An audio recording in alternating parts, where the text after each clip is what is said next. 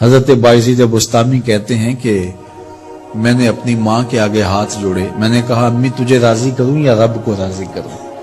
تو اپنے حق مجھے معاف کر دے، اللہ کو میں راضی کر لیتا ہوں۔ ماں نے کہا جاؤ پتر میں اجازت دیتی ہوں۔ گئے جنگلوں میں ذکر و فکر میں لگے رہے، تنہائی میں اس کو یاد کرتے رہے، دن رات ذکر کے چراغ روشن رکھے۔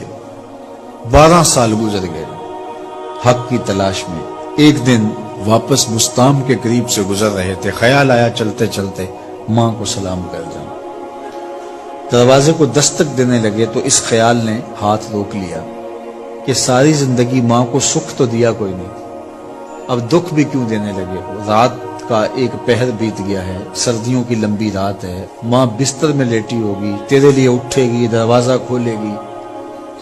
دروازے کے ساتھ ہی لگ کے بیٹھ گئے اور ساری رات کاٹ دی، اس خیال سے کہ ماں کو تکلیف نہ ہو۔ جب سحری کا وقت ہوا تو اندر سے جو نالی آتی تھی اس نالی سے پانی آیا، سمجھ گئے میری ماں تہجد کے لیے اٹھی ہے اور وضو کا پانی ہے، تو فوراً دروازے پہ دستک دی۔ اندر سے آواز آئی بیٹا باعزید میں ابھی آئی۔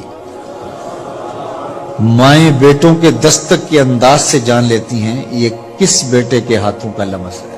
12 سال کے بعد آئے، دستک دی، کہا بیٹا باعزید میں ابھی آئی۔ ماں کی تو نگاہیں ہی دروازے پہ رہتی ہیں۔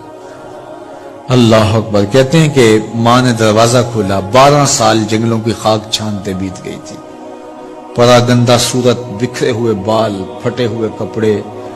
میری ماں کی جب نگاہ میرے پہ پڑی تو اس کی چشمان سے موٹے موٹے آنسو ٹپکنے لگے اور اس نے ایسے ہاتھ پھیلا کے کہا مالک میرا بیٹا باعزید تیری طلب میں نکلا تھا، تو نے ابھی تک اسے اپنا قرب نہیں دیا؟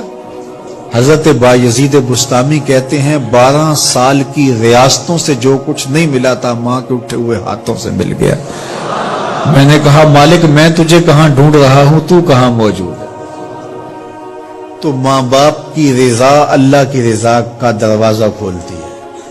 جن لوگوں کے ماں باپ ناراض ہیں اور وہ جا کے پیر صاحب کی خدمت کرتے ہیں اور میاں ماں کے قدم چومو، باپ کی ٹانگیں دباؤ، ان کی خدمت کرو، تمہارے پہلے مرشد وہ ہیں، ان کو راضی کرو، پھر کسی شیخ کامل کی صحبت میں آنا، دیکھو کیسے دل کی بند کھڑکیاں کھلتی ہیں۔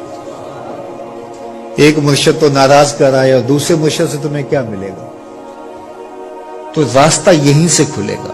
والدین کو کبھی ناراض نہ کرو، والدین کو کبھی دکھ نہ دو، والدین کو کبھی تکلیف نہ پہنچاؤ۔